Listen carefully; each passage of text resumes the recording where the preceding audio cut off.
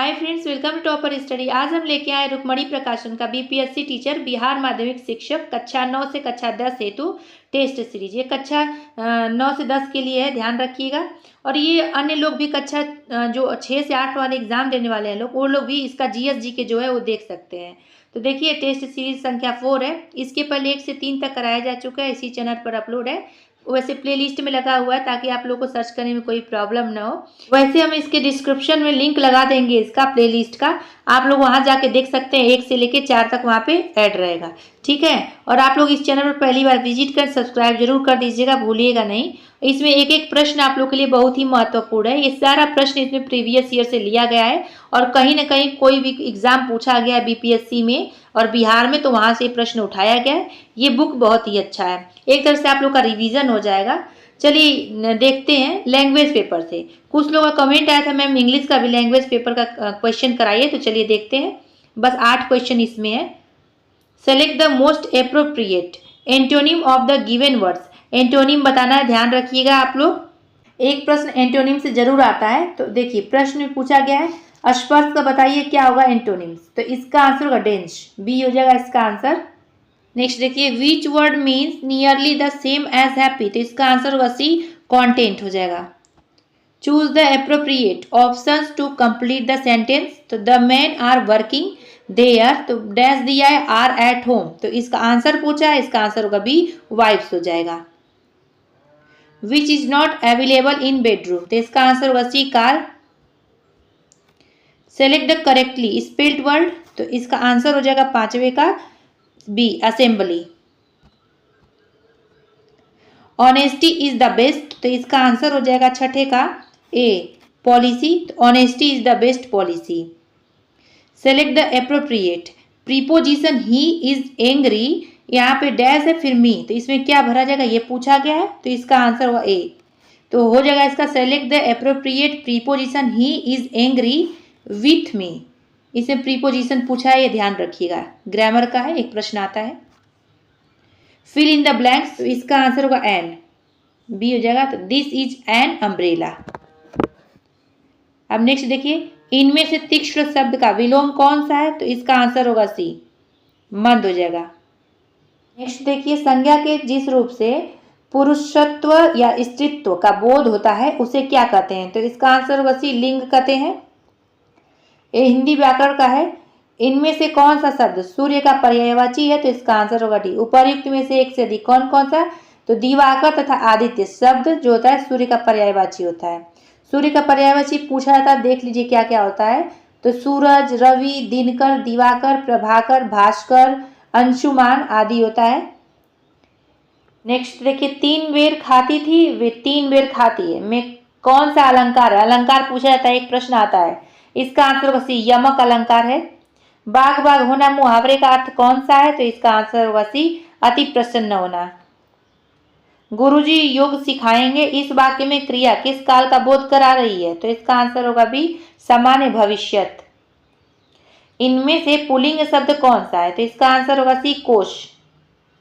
Next देखिए, धुआं सा मुंह होना मुहावरे का अर्थ क्या है, तो इसका आंसर होगा बी, लज्जित होना। ये मुहावरा पूछा जाता है, लोकोक्तियां पूछा जाता है, सब पूछा जाता है एक प्रश्न। मुझे छोटी बच्ची के लिए कुछ नए कपड़े खरीदने हैं, वाक्य में कौन सा शब्द करता है, तो इसका आंसर होगा बी, मुझे। अलंकार शब्द में कौन सा उपसर्ग है, उपसर्ग पूछा गया है, ध्यान रखिएगा, तो इसका आंसर होगा बी, अल उपसर्ग। तो अलंकार तो अल उपसर्ग हो जाएगा। नेक्स्ट देखिए, मेरी गोद में बिल्ली है, इस वाक्य में कौन सा कारक है, कारक पूछा गया है, तो इसका आंसर होगा ई, उपयुक्त में से कोई नहीं, क्योंकि इसमें अधिकरण कारक है। और अधिकरण कारक की विभक्ति क्या होती है, तो इसकी विभक्ति होती है में, भीतर, पर, पै, ये सब क्या होता है, अधिकरण कारक। लड़ाकू शब्द में कौन सा प्रत्यय है, तो इसका आंसर हो जाएगा ए, आकू हो जाएगा, प्रत्यय पूछा गया है। अर्धविराम चिन्ह कौन सा है, तो इसका आंसर होगा ए। नेक्स्ट देखिए, मनोदशा का सही संधि विच्छेद कौन सा है, तो इसका आंसर होगा बी, मनधन दशा। नेक्स्ट देखिए, मैं आपके विचारों से अंशतः सहमत हूं, इस वाक्य में किस प्रकार के क्रिया विशेषण का प्रयोग हुआ है, क्रिया विशेषण पूछा है, तो इसका आंसर होगा बी, परिमाणवाचक।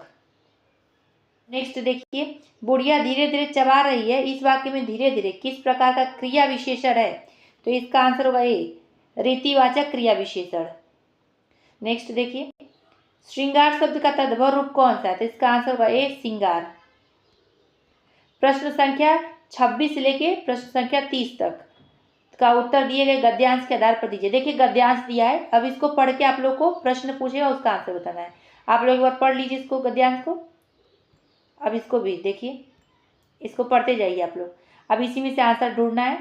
तो देखिए 26वां का, कार्य के संदर्भ में मोबाइल फोन की उपयोगिता क्या है, ये पूछा गया। तो इसका आंसर होगा कहीं भी रहकर कार्य पूर्ण कर सकना।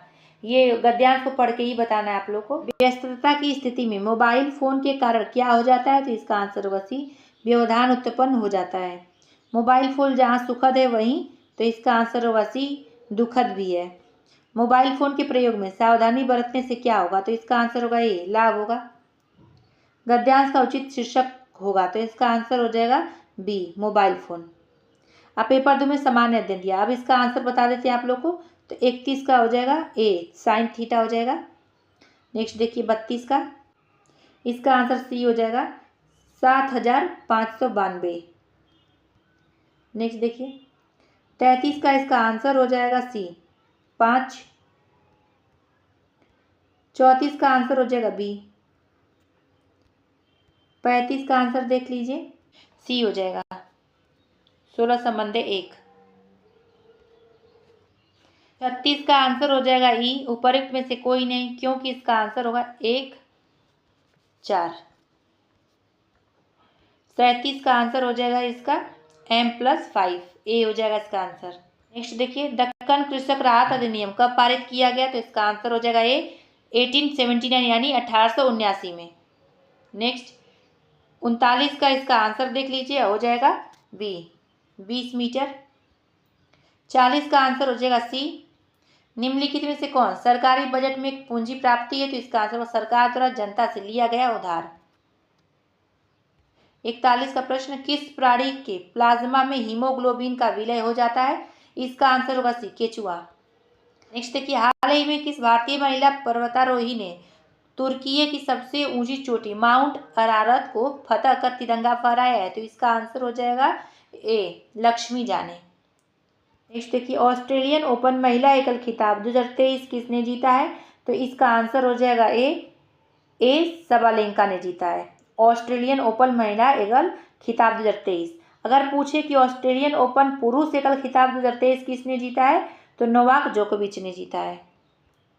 सितंबर 2023 में कौन मास्टर कार्ड इंडिया के नए अध्यक्ष नियुक्त हुए हैं? तो इसका आंसर होगा ई, उपरोक्त में से कोई नहीं, क्योंकि मास्टर कार्ड इंडिया के नए अध्यक्ष रजनीश कुमार को नियुक्त किया गया है। नेक्स्ट देखिए, 2 ओम, 3 ओम व 5 ओम के 3 प्रतिरोध को समांतर क्रम में जोड़कर 20 वोल्ट का विभवांतर इस संयोजन के सिरों पर लगाया जाता है। 3 ओम के प्रतिरोध के सिरों पर विभवांतर होगा, तो इसका आंसर होगा ए, 20 वोल्ट का। साइंस का प्रश्न है। नेक्स्ट देखिए, एक पारतंत्र में ऊर्जा का प्रवाह सदैव होता है, तो इसका आंसर होगा ए, एक दिशा में होता है, यानी एक दिशीय होता है। नेक्स्ट देखिए, पोटेशियम फेरोसाइनाइड किस प्रकार का लवण है? तो इसका आंसर होगा बी, संकर लवण है।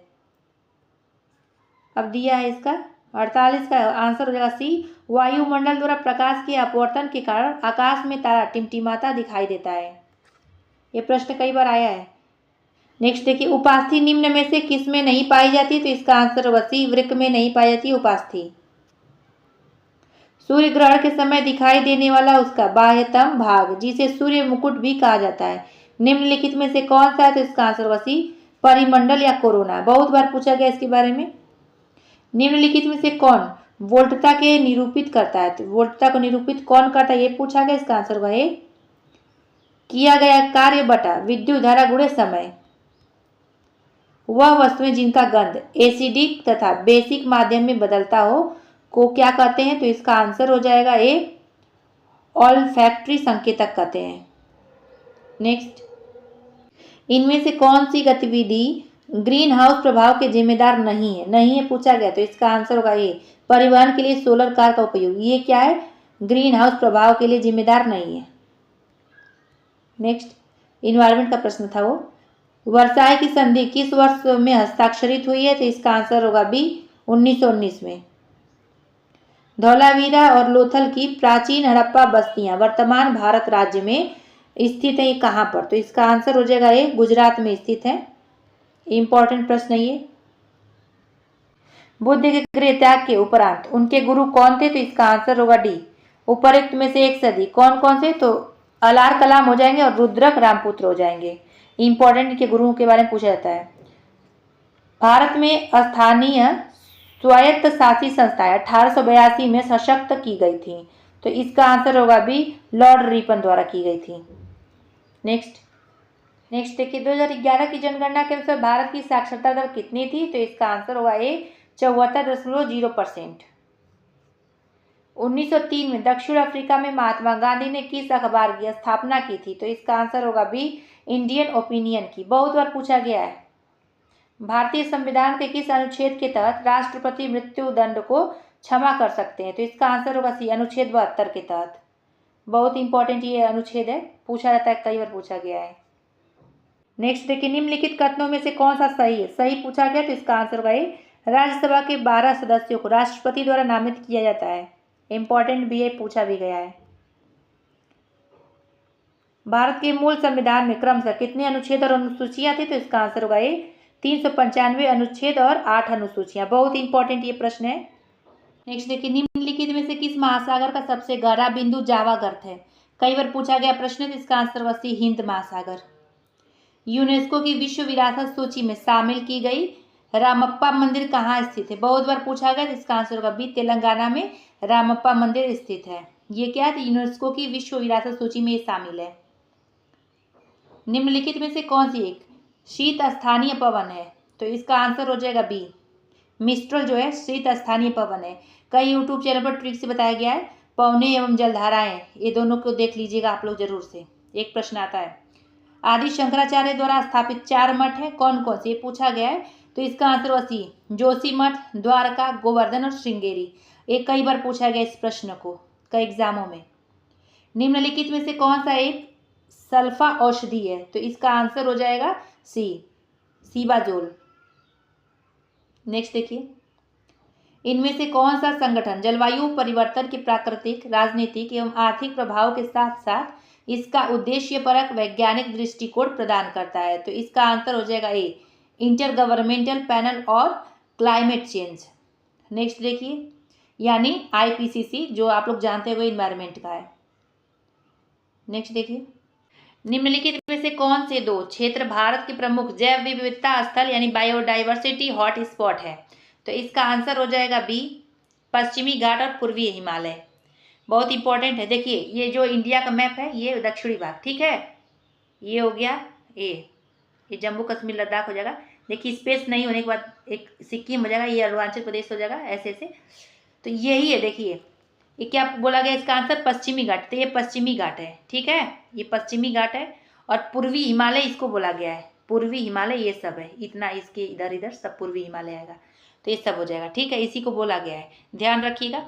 स्पेस कम होने के बाद से ऐसा मैप बना है। नेक्स्ट देखते हैं, निम्नलिखित में से कौन सी रसायन गैस ग्रीन हाउस प्रभाव उत्पन्न होने के लिए उत्तरदायी है? इसका आंसर हो जाएगा बी, जलवाष्प, CO2 और CFCS। अब CFC क्या है? तो ये आप लोग जान लीजिए, क्लोरोफ्लोरोकार्बन होता है ये। अब ये कहाँ पाए थे? तो ओजोन परत क्षय का मुख्य कारक क्या होता है? क्लोरोफ्लोरोकार्बन होता है। कई बार पूछा गया प्रश्न। सामाजिक विज्ञान कब आ गया? पेपर 3 का। इतिहास का प्रश्न भी ये जो पूछा गया इसमें बहुत इंपॉर्टेंट है। हड़प्पा से बता संबंधित है, तो इसका आंसर कांस्य युग से। कितनी बार एक प्रश्न पूछा गया है। जैन परंपरा के अनुसार पहले तीर्थंकर कौन थे? तो इसका आंसर होगा सी, ऋषभदेव थे। सबको मालूम होगा क्योंकि ये इजी प्रश्न है, कई बार पूछा जाने वाला है। श्रवणबेलगोला कहाँ पर स्थित है? तो इसका आंसर हो जाएगा ए, कर्नाटक में श्रवणबेलगोला स्थित है। पंचतंत्र को किसने लिखी थी? तो इसका आंसर हो जाएगा बी, विष्णु शर्मा ने पंचतंत्र को लिखा था। कंबोडिया के किस शासक ने प्रसिद्ध अंगकोर वाट बनाया? तो इसका आंसर हो जाएगा सी, सूर्यवर्मन द्वितीय ने अंगकोर वाट बनवाया था। इंपॉर्टेंट है, पूछा जाता है इसके बारे में। देखिए नेक्स्ट, महमूद गजनवी के साथ भारत आने वाला प्रसिद्ध इतिहासकार कौन था? तो इसका आंसर होगा बी, अल बरूनी था। इंपॉर्टेंट है, ये भी पूछा गया है। मोहम्मद गौरी ने जयचंद को किस युद्ध में पराजित किया था? तो इसका आंसर होगा सी, चंदावर का युद्ध। कब हुआ था? 1194 में हुआ था। ये बहुत बार पूछा गया प्रश्न। गुलाम वंश का संस्थापक कौन था? तो कुतुबुद्दीन ऐबक था। इजी प्रश्न है। देखिए वंश एवं संस्थापक उसका भी ट्रिक का यूट्यूब चैनल बताया गया, उसको देख लीजिए आप लोग। शिवाजी की राजधानी कौन सी थी? तो इसका आंसर होगा ए रायगढ़। वास्को डी गामा ने भारत के किस पहले बंदरगाह का दौरा किया? तो इसका आंसर होगा बी कालीकट का। फ्रेंच ईस्ट इंडिया कंपनी यानी फ्रांसीसी ईस्ट इंडिया कंपनी की स्थापना किस साल में हुई थी? तो इसका आंसर होगा ये 1664 ईस्वी में। नेक्स्ट देखिए प्लासी का युद्ध मैदान कहाँ स्थित है? तो इसका आंसर होगा बी बंगाल में स्थित है। 1905 में बंगाल के विभाजन का आदेश किसके द्वारा दिया गया था? तो इसका आंसर होगा ये लॉर्ड कर्जन के द्वारा दिया गया था।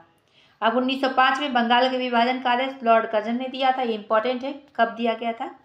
और उसके बाद ये हो जाएगा ना कि बंगाल का विधिवत रूप से विभाजन कब हुआ था? 16 अक्टूबर 1905 को हुआ था विधिवत रूप से विभाजन। ये दो प्रकार से प्रश्न भी बनता है एग्जाम में।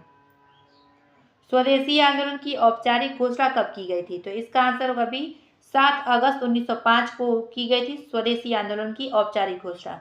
ये भी बहुत बार पूछा गया प्रश्न है। नेक्स्ट देखिए किस काल में भारत में मजदूर आंदोलन पर कम्युनिस्ट विचारधारा का प्रभाव पड़ा? तो इसका आंसर हो जाएगा बी 1924 से 1934 के मध्य। नेक्स्ट देखिए किसे भारतीय बिस्मार्क के रूप में जाना जाता है? तो भारतीय बिस्मार्क के रूप में जाना जाता है वल्लभ भाई पटेल को। निम्नलिखित पर विचार कीजिए। उपरोक्त गांधीवादी आंदोलन का सही कालानुक्रम क्या है?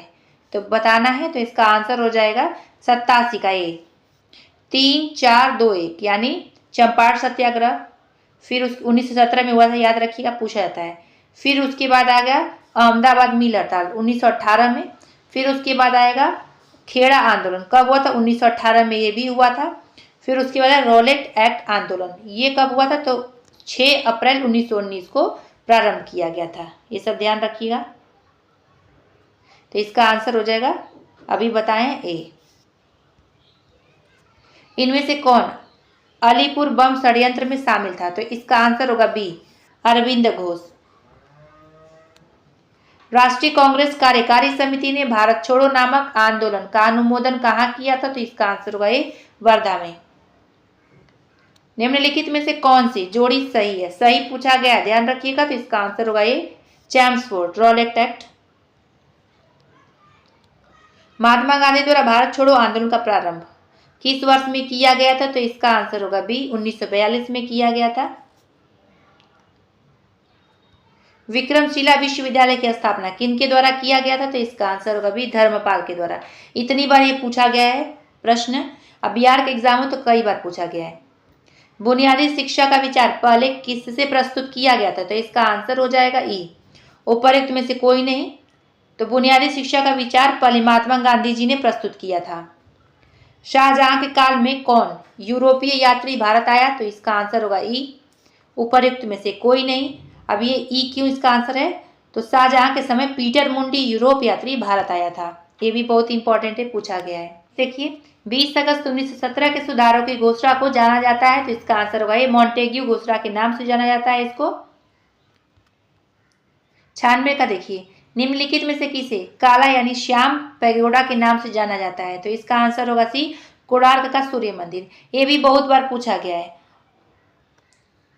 भारतीय राष्ट्रीय कांग्रेस में राष्ट्रीय शब्द प्रभावित था। तो इसका आंसर होगा बी ब्रिटिश शासन के विरुद्ध प्रतिक्रिया से। चोल की राजधानी क्या थी? ये भी पूछा गया कई बार। तो इसका आंसर होगा सी तंजौर थी चोल की राजधानी। देखिए समुद्री मार्ग से विश्व का परिभ्रमण सबसे पहले किसने किया? तो इसका आंसर होगा बी मैगलेन ने किया। स्वाधीनता के पुत्र पुत्रियां नामक संस्था स्थापित की गई। तो इसका आंसर हो जाएगा सी अमेरिकी स्वतंत्रता संग्राम के दौरान। प्रथम स्टेट्स में कौन आते हैं? तो इसका आंसर होगा ई उपरोक्त में से कोई नहीं। प्रथम स्टेट में पादरी वर्ग आते हैं। प्रथम विश्व युद्ध में किस राष्ट्र की पराजय हुई? तो इसका आंसर होगा ये जर्मनी की पराजय हुई थी प्रथम विश्व युद्ध में। अब पूछता है प्रथम विश्व युद्ध कब हुआ था? तो 1914 से 1918 ईस्वी तक चला था। और इस युद्ध में समापन पर पेरिस में शांति सम्मेलन का आयोजन भी किया गया था। नाजीवाद किसका समर्थन था? तो इसका आंसर होगा सी राज्य की सर्वोच्चता के सिद्धांत का नाजीवाद समर्थक था। इंपॉर्टेंट ये प्रश्न पूछा जाता है। तिलक मांझी का जन्म हुआ था कब? तो इसका आंसर होगा 1750 में हुआ था। शाही लीची का उत्पादन बिहार के किस जिला में होता है? तो इसका आंसर होगा मुजफ्फरपुर। नेक्स्ट देखिए, किस युद्ध के बाद जर्मनी का एकीकरण पूरा हुआ? इसका आंसर होगा ए, सेडान का युद्ध। इंग्लैंड में समाजवाद का जनक किसे माना जाता है? तो इसका आंसर होगा सी, रॉबर्ट ओवेन को माना जाता है इंग्लैंड में समाजवाद का जनक। वियतनामी कम्युनिस्ट पार्टी के संस्थापक कौन थे? तो इसका आंसर होगा ए, हो ची मिन्ह थे। हिंद स्वराज नामक पुस्तक किसने लिखी थी? बहुत इंपॉर्टेंट है, कई बार पूछा गया। इसका आंसर होगा बी, महात्मा गांधी जी ने लिखा था हिंद स्वराज नामक पुस्तक। नेक्स्ट देखिए, unhappy in India Lala Lajpat Rai ने लिखा था, ये भी इंपॉर्टेंट पूछा गया है। नेक्स्ट देखिए, इंग्लैंड में चार्टिस्ट आंदोलन हुआ था, तो इसका आंसर हो जाएगा ए, 1838 में। अब देखिए भूगोल का प्रश्न है, तो इसका आंसर हो जाएगा भोपाल गैस त्रासदी किस वर्ष की घटना है? बहुत इंपॉर्टेंट है, तो इसका आंसर सी हो जाएगा 1984। सांप्रदायिक दंगा एवं आतंकवादी हमलाओं से उत्पन्न स्थिति को भी आपदा की श्रेणी में रखा जाता है। संयुक्त राज्य अमेरिका के वर्ल्ड ट्रेड सेंटर पर आतंकी हमला कब हुआ था? तो इसका आंसर होगा बी, 2001 ईस्वी में हुआ था। बिहार में जनजातियों का बिहार की कुल जनसंख्या का कितना प्रतिशत है? तो इसका आंसर होगा बी, 1.3%। नेक्स्ट देखिए, बिहार राज्य में न्यूनतम पुरुष साक्षरता दर वाले जिले निम्न में से कौन है? तो इसका आंसर हो जाएगा ई, उपरोक्त में से कोई नहीं, क्योंकि पूर्णिया जो है बिहार राज्य में न्यूनतम पुरुष साक्षरता दर वाले जिले हैं, जो कि ऑप्शन में नहीं दिया है। भारत में स्थित प्रमुख मत्स्य ग्रहण पोताश्रय है बी, कोचीन में। नेक्स्ट देखिए, टैगा वन में कौन से वृक्ष होते हैं? कई बार पूछा गया, तो इसका आंसर होगा बी, मृदु काष्ठ वृक्ष होते हैं। जल डमरू मध्य में क्या अभिप्राय है? तो इसका आंसर हो जाएगा बी, दो भूखंडों को विभाजित करने वाली जल की पट्टी, तो जल डमरू मध्य कहलाती है। इंदिरा गांधी परमाणु अनुसंधान केंद्र कहाँ पर स्थित है? बहुत बार पूछा गया प्रश्न है, इसका आंसर होगा बी, कलपक्कम में। अलमाटी बांध किस नदी पर स्थित है? कई बार पूछा गया इसके बारे में, तो इसका आंसर होगा कृष्णा नदी पर। देखिए कृष्ण जी का देखे होंगे, वो एक धारावाहिक आता था, उसमें देखे होंगे कृष्ण जी माटी खाते हैं, तो ऐसे याद करिए, अलमाटी बांध तो कृष्णा नदी पर स्थित है, ऐसे याद कर लीजिए आप लोग। महासागरों के तटीय भाग में जल वाला मुख्य भाग जो रचना के अनुसार महाद्वीपों के मुख्य भूभाग में पड़ता है, उसे क्या कहते हैं? इसका आंसर होगा सी, महाद्वीपीय जल सीमा। नेक्स्ट देखिए, इनमें से भारत का प्रमुख जलयान निर्माण केंद्र कौन सा है? तो इसका आंसर होगा ये, कोचीन। भारत के किस राज्य या केंद्र शासित प्रदेश में खारे जल की सबसे बड़ी झील है? इसका आंसर होगा सी, ओडिशा में। बहुत इंपॉर्टेंट है। निम्नलिखित में से आग्नेय शैल कौन सा है? तो इसका आंसर होगा ए, ग्रेनाइट। कौन सी मिट्टियों में सैकड़ों वर्षों से कृषि कार्य बिना अधिक खाद दिए हुए चलता है? तो इसका आंसर हो जाएगा सी, काली और कछारी मिट्टी, जो जलोढ़ मिट्टियां होती हैं। नेक्स्ट देखिए, वायुमंडलीय ओजोन की ऊपरी परत निम्नलिखित में से किससे बनी है? तो इसका आंसर होगा बी, ऑक्सीजन अणुओं का संयोजन से।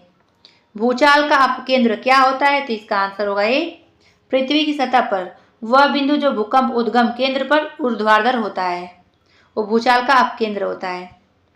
नेक्स्ट देखिए, निम्नलिखित में से किन भारतीय राज्यों में शीत ऋतु में पश्चिमी मौसम विक्षोभ के कारण वर्षा होती है? इसका आंसर होगा ए, पंजाब और हरियाणा। नेक्स्ट देखिए, निम्नलिखित में से वे पहाड़ियां कौन सी हैं जो पूर्वी और पश्चिमी घाटों को जोड़ती हैं? तो इसका आंसर होगा सी, नीलगिरी की पहाड़ियां पूछा जाता है। गंगा में दक्षिणी ओर से मिलने वाली नदी कौन सी है? तो इसका आंसर होगा सी, सोन नदी है। भारत में निम्नलिखित में से किस क्षेत्र में लोहे और कोयले के सर्वाधिक भंडार हैं? इसका आंसर होगा बी, छोटा नागपुर पठार में। छोटा नागपुर पठार में क्या है? तो सर्वाधिक भंडार है कोयले और लोहे के। भारत में कुल्लू घाटी निम्नलिखित में से किसकी खेती के लिए प्रसिद्ध है? कुल्लू घाटी ध्यान रखिएगा, तो इसका आंसर हो जाएगा सी, सेब के लिए। ये हिमाचल प्रदेश में अवस्थित है। विश्व में सर्वाधिक व्यस्त समुद्री व्यापार मार्ग कौन सा है? कई बार पूछा जाने वाला प्रश्न है और सबसे ओल्ड प्रश्न है ये, तो इसका आंसर होगा ये, अटलांटिक महासागर। निम्नलिखित में से वे दो राज्य कौन से हैं जिनमें लौटते हुए मानसून के दौरान प्रायः चक्रवात आते हैं? इसका आंसर होगा बी, आंध्र प्रदेश और ओडिशा। नेक्स्ट, स्वतंत्र भारत की सबसे पहली बहुउद्देशीय परियोजना कौन सी है? तो इसका आंसर होगा दामोदर, बी इसका आंसर हो जाएगा। अब देखिए हीराकुंड के बारे में क्या पूछा जाता है, तो हीराकुंड बांध किस नदी पर स्थित है? तो ये महानदी पर अवस्थित है हीराकुंड बांध। और भाखड़ा नांगल भारत की सबसे ऊंची कंक्रीट बांध है भाखड़ा नांगल। और ये पूछता है कि किस नदी पर अवस्थित है? तो सतलज नदी पर अवस्थित है ये। ठीक है, ये ध्यान दीजिएगा। तो इसका आंसर क्या हो जाएगा? बी, दामोदर। नेक्स्ट, निम्नलिखित में से बिजली का नवीकरणीय संसाधन कौन सा है? तो इसका आंसर हो जाएगा ए, पानी जो है नवीकरणीय संसाधन है। भारत में निम्नलिखित में से किस राज्य की सीमा म्यांमार के साथ नहीं लगती है? नहीं पूछा गया है, एग्जाम में भी ध्यान रखिएगा। इसका आंसर हो जाएगा ए, असम। सुनामी का मुख्य कारण क्या है? तो इसका आंसर होगा सी, समुद्री सतह पर भूकंप। जम्मू और कन्याकुमारी को जोड़ने वाला सबसे लंबा राष्ट्रीय राजमार्ग कौन सा है? इसका आंसर होगा ए, NH-44। बहुत ही इंपॉर्टेंट है ये, कई बार पूछा गया है परीक्षाओं में। देखिए, देवदारू या देवदार के पेड़ विशिष्ट वनस्पति है, तो इसका आंसर होगा सी, शंकुधारी वनों के। निम्नलिखित में से कौन सी प्राकृतिक आपदा नहीं है? नहीं है पूछा गया है, तो इसका आंसर हो जाएगा सी, न्यूक्लियर विस्फोट। वर्ष 2011 की जनगणना के अनुसार निम्नलिखित में से किस राज्य में बालक बालिका अनुपात सबसे कम है? तो इसका आंसर होगा ई, उपरोक्त में से कोई नहीं। तो वर्ष 2011 की जनगणना के अनुसार हरियाणा राज्य में बालक बालिका का अनुपात सबसे कम है। हरियाणा में कई बार पूछा गया है। नेक्स्ट देखिए, पृथ्वी के चारों ओर वायुमंडल के ताप स्तरण की 3 सुस्पष्ट विशेषताएं हैं। निम्नलिखित में से कौन सा एक परतों यानी भूपृष्ठ से ऊपर की ओर का सही विन्यास है? ये पूछा गया पूरा वायुमंडल की परतों के बारे में, ये ध्यान रखिएगा। आप लोग NCERT में क्लास 6 में दिया है बहुत अच्छे से। इसका आंसर हो जाएगा सी, क्षोभ मंडल, समताप मंडल और थर्मोस्फीयर। अब क्या होगा देखिए, हम बता दे रहे हैं। पहले क्षोभ मंडल आएगा नीचे, ठीक है, फिर ऊपर की तरफ जाइए तो समताप मंडल आएगा यहाँ पर, फिर ऊपर जाइए, इसके बाद मध्य मंडल आएगा जिसको यहाँ पे लिखा गया थर्मोस्फीयर। ठीक है, मध्य मंडल, फिर उसके बाद आएगा बाह्य वायुमंडल, उसके बाद आएगा बहिर्मंडल, सबसे ऊपर बहिर्मंडल। ठीक है, ऐसे बनेगा। नेक्स्ट, स्पेस यहाँ पे कम है ना, इसलिए नहीं पढ़ रहे हैं। जून से सितंबर के बीच भारत में कौन सी ऋतु रहती है? तो इसका आंसर होगा सी, वर्षा। बिहार में प्रायः कैसी मिट्टी पाई जाती है? बहुत बार पूछा गया है। इसका आंसर होगा सी, जलोढ़ मिट्टी। भारत में जल प्राप्ति का मुख्य स्रोत क्या है? तो इसका आंसर होगा भी वर्षा जल। नेक्स्ट, बिहार की लगभग कितनी भूमि कृषि के अंतर्गत आती है? इसका आंसर होगा भी 3/4। नेक्स्ट देखिए, भारत के सादे मानचित्र में दक्षिणी पठार को प्रदर्शित करना हो तो किस रंग से उसकी पुताई करना उपयुक्त होता है? तो इसका आंसर होगा भी भूरे रंग से। भारत का सुदूर पश्चिमी बिंदु कौन सा है? तो इसका आंसर हो जाएगा सी, 68 डिग्री 7 मिनट पूर्वी देशांतर से गुजरात में ही अवस्थित है। भारत में पश्चिमी तट के ऊपरी भाग को क्या कहते हैं? तो इसका आंसर होगा ए, कोंकण कहते हैं। नेक्स्ट देखिए, तिलहन की फसल के संबंध में नीचे दिए गए कथनों में से कौन सा कथन सत्य है? सत्य पूछा गया है। इसका आंसर होगा सी, ए तथा बी दोनों सही है, यानी इनका उपयोग खाद्य पदार्थों के रूप में तथा प्रसाधन उद्योग में कच्चे माल के रूप में किया जाता है। बी है कि तिल उत्तरी भारत में खरीफ की फसल है तथा दक्षिणी भारत में रबी की फसल है। ये दोनों ए और बी सही है। नेक्स्ट देखिए क्या आ गया, राज व्यवस्था यानी पॉलिटी का प्रश्न आ गया। मतदान का अधिकार नागरिकों का कैसा अधिकार है? ये पूछा गया है कई बार कई एग्जामों में। इसका आंसर होगा सी, कानूनी अधिकार है। नेक्स्ट देखिए, समता के अधिकार के अंतर्गत कौन सी समानताएं आती हैं? इसका आंसर होगा डी, उपरोक्त में से एक से अधिक। यानी देखिए, कानून की नज़र में समता, भेदभाव एवं विशेषाधिकारों का अंत और अवसर की समता, ये सब आती हैं। नेक्स्ट, प्राथमिक शिक्षा के मौलिक अधिकार को संविधान में कब जगह दी गई? तो इसका आंसर हो जाएगा सी, 2002 में जगह दी गई है, 86वें संविधान संशोधन द्वारा। बहुत इंपॉर्टेंट है। सरकार ने कब से 14 वर्ष से कम उम्र के बच्चों को घरेलू नौकर रखने या काम पर लगाए जाने को दंडनीय अपराध घोषित किया है? तो इसका आंसर होगा ये, 10 अक्टूबर 2006 से। इंपॉर्टेंट है, पूछा गया कई बार। देखिए, भारत कैसा राज्य है? इसका आंसर कभी कल्याणकारी राज्य। देखिए, गांधी जी को माना जाता है, तो इसका आंसर होगा सी, दार्शनिक राजकतावादी माना जाता है। भारत और चीन के बीच पंचशील समझौता कब हस्ताक्षरित हुआ? तो इसका आंसर होगा सी, 1954 ईस्वी में। छाया मंत्रिमंडल किसकी प्रशासनिक व्यवस्था की विशिष्टता है? तो इसका आंसर होगा भी ब्रिटेन। वार एंड पीस पुस्तक किसके द्वारा लिखी गई है? तो इसका आंसर हो जाएगा सी, लियो टॉल्स्टॉय द्वारा। जनमत है, तो इसका आंसर होगा डी, उपरोक्त में से एक से अधिक, यानी लोकतंत्र की विशेषता होती है जनमत, जहां लोक कल्याण को समर्पित सरकार का चुनाव जनमत से ही होता है। संपूर्ण समाज के कल्याण के लिए उचित तर्क पर आधारित राय, राजनीतिक मामलों पर जनता की राय, बहुमत की राय, ये सब क्या है तो जनमत है। नेक्स्ट देखिए, संयुक्त राष्ट्र यूएन जनरल असेंबली की अध्यक्षता करने वाली प्रथम महिला कौन थी तो विजया लक्ष्मी पंडित थी। कई बार इनके बारे में पूछा गया है। द्विदलीय पद्धति कहाँ पाई जाती है तो इसका आंसर होगा बी, यूएसए में पाई जाती है। यूएन चार्टर में कितने सिद्धांत है तो इसका आंसर होगा सी, 7। ओबीसी के वर्ग में क्रीमी लेयर की पहचान करने के लिए नियुक्त समिति के नाम क्या था जिसने 1993 में अपनी रिपोर्ट प्रस्तुत की और उसे स्वीकार कर लिया गया था तो इसका आंसर हो जाएगा सी, रामनंदन समिति। 1953 में पहला पिछड़ा वर्ग आयोग की अध्यक्षता में नियुक्त किया गया था किसे तो इसका आंसर हो जाएगा ए, काका कालेलकर को। भारत गुट निरपेक्षता की नीति अपनाता है जिसका तात्पर्य क्या है तो इसका आंसर होगा सी, शक्ति गुटों के प्रति तटस्थता। नेक्स्ट, लोकतंत्र को सशक्त बनाने की क्या चुनौती नहीं है, नहीं ये पूछा गया था, इसका आंसर हो जाएगा डी, उपर्युक्त में से एक से अधिक, यानी जनप्रतिनिधियों का जनता के प्रति संवेदनशील व्यवहार ये नहीं है। सत्ता पर धनी एवं प्रभुत्व वाले व्यक्तियों के प्रभाव को कम करना ये भी नहीं है। लोकतंत्रात्मक शासन की संस्थाओं की कार्यप्रणाली में सुधार ये भी नहीं है, यानी हो जाएगा उपर्युक्त में से एक से अधिक। लोकतंत्र की सफलता का मानदंड क्या है तो इसका आंसर होगा डी, उपर्युक्त में से एक से अधिक, यानी क्या क्या जनता के प्रति उत्तरदायी वैध शासन की स्थापना, आर्थिक असमानता में कमी एवं सामाजिक न्याय की स्थापना, विविधताओं में सामंजस्य एवं नागरिकों की गरिमा में वृद्धि, ये तीनों है तो इसका आंसर डी हो जाएगा।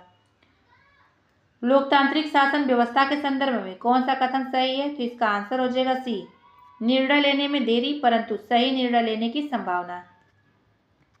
नेक्स्ट देखिए, लोकतंत्र की सफलता के मूल्यांकन का सही आधार क्या है तो इसका आंसर हो जाएगा सी, विविधताओं में सामंजस्य। लोकतंत्र की सफलता के संदर्भ में सही कथन कौन सा है तो इसका आंसर हो जाएगा बी, लोकतंत्र अपने नागरिकों के बीच आर्थिक असमानता समाप्त करने में समर्थ है। संविधान का कौन सा भाग नागरिकता के प्रावधानों से संबंधित है तो इसका आंसर होगा ये, भाग 2, बहुत इंपॉर्टेंट है। तो अनुच्छेद 5 से 11 तक नागरिकता से संबंधित बात कही गई है, ये भी ध्यान रखिएगा, पूछता है अनुच्छेद के बारे में।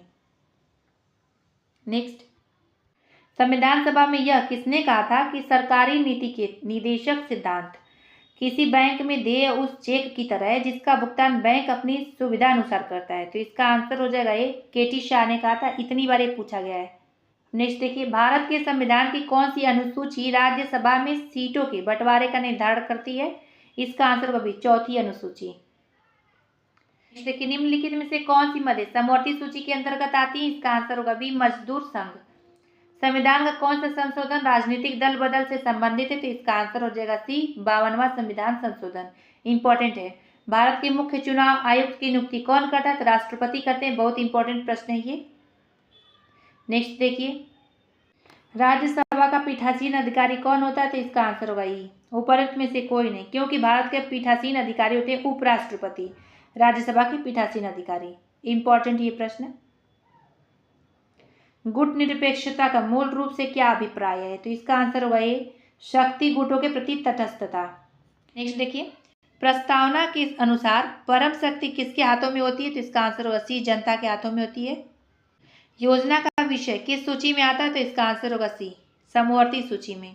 नेक्स्ट, वर्ष 1956 में भारत में राज्यों के पुनर्गठन का क्या आधार था तो इसका आंसर होगा ये, भाषा का आधार था। किस समिति का अध्यक्ष प्रायः विपक्षी दल होता है तो इसका आंसर होगा बी, लोक लेखा समिति, इंपॉर्टेंट है। किस संवैधानिक संशोधन विधेयक द्वारा संसद ने मतदान की आयु को कम करके 21 वर्ष से 18 वर्ष कर दिया तो इसका आंसर होगा सी, 61वां संविधान संशोधन अधिनियम द्वारा। नेक्स्ट, भारत के राष्ट्रपति द्वारा प्रख्यापित अध्यादेश को पारित करने के लिए संसद को क्या समय सीमा दी गई है तो इसका आंसर हो जाएगा सी, 6 महीने का। सर्वसम्मति से भारत का राष्ट्रपति कौन चुना गया था तो इसका आंसर हो जाएगा बी, नीलम संजीव रेड्डी। नेक्स्ट देखिए, प्राक्कलन समिति में कौन सम्मिलित किए जाते हैं तो इसका आंसर हो जाएगा ए लोकसभा के 30 सदस्य सम्मिलित किए जाते हैं। किसने लिखा है गुड़ खून में होता है शांति में नहीं, तो इसका आंसर हो जाएगा ए, हिटलर ने। नेक्स्ट देखिए, युद्ध एवं हिंसा को महिमा मंडित करने वाला विचारक कौन था, तो इसका आंसर होगा डी, उपर्युक्त में से एक से अधिक, यानी ए बी सी तीनों इसमें शामिल है। किसको, युद्ध एवं हिंसा को महिमा मंडित करने वाले विचारक में, तो इसका आंसर डी हो जाएगा, उपर्युक्त में से एक से अधिक। नेक्स्ट, संरचनात्मक हिंसा के रूप हैं, तो इसका आंसर होगा डी, उपर्युक्त में से एक से अधिक। तो कौन कौन सा, तो हो जाएगा परंपरागत जाति व्यवस्था, प्रतिसत्ता के आधार पर निर्मित समाज, औपनिवेशिक शासन, ये तीनों हो जाता है उपर्युक्त में से एक से अधिक, डी हो जाएगा इसका आंसर। नेक्स्ट देखिए, अर्थशास्त्र यानी इकोनॉमिक्स का प्रश्न आएगा अब, इंपॉर्टेंट इसमें से कई प्रश्न। तो देखिए, उदारीकरण के बारे में पूछा जाता है, तो उदारीकरण का अर्थ क्या है, तो इसका आंसर होगा बी, निजी स्वतंत्रता, बाजार की शक्तियों की स्वतंत्रता एवं अनियंत्रण की नीति का अनुसरण करना। निजीकरण उस प्रक्रिया को कहते हैं जिसमें, तो इसका आंसर होगा सी, निजी क्षेत्र को विकास प्रक्रिया में अधिक महत्व दिया जाता है एवं उन्हें मजबूत बनाया जाता है।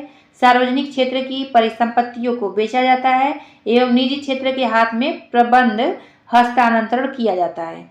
भूमंडलीयकरण का अर्थ क्या है, तो इसका आंसर हो जाएगा ए, व्यापार, पूंजी, वित्त, तकनीक हस्तांतरण, सूचना प्रवाह द्वारा राष्ट्रीय अर्थव्यवस्था का विश्व अर्थव्यवस्था के साथ समन्वय। नेक्स्ट देखिए, आर्थिक सुधार के अंतर्गत, तो इसका आंसर हो जाएगा सी, पुरानी सरकारी नियम एवं नियंत्रण के बदले आर्थिक विकास में बाजार तथा स्वतंत्र प्रतिस्पर्धा पर आधारित विकास प्रक्रिया के प्रोत्साहित किया जाता है। नेक्स्ट देखिए, आर्थिक सुधार के प्रमुख घटक क्या है, तो इसका आंसर हो जाएगा डी, उपर्युक्त में से एक से अधिक, यानी स्थिरीकरण का कार्यक्रम, संरचनात्मक समायोजन, पूंजी निर्माण का कार्य, ये सब क्या है, तो ये है आर्थिक सुधार के प्रमुख घटक। आर्थिक सुधारों का अभिन्न अंग क्या है, तो इसका आंसर होगा डी, उपर्युक्त में से एक से अधिक। तो देखिए, भूमंडलीकरण हो जाएगा, उदारीकरण हो जाएगा, निजीकरण हो जाएगा, ये आर्थिक सुधारों का अभिन्न अंग है। नेक्स्ट, निम्नलिखित में से कौन सा मानव विकास सूचकांक में शामिल नहीं है, नहीं है पूछा गया है, इसका आंसर होगा सी, सामाजिक असमानता जो है मानव विकास सूचकांक में शामिल नहीं है और बाकी सारा है, तो इसका आंसर सी हो जाएगा।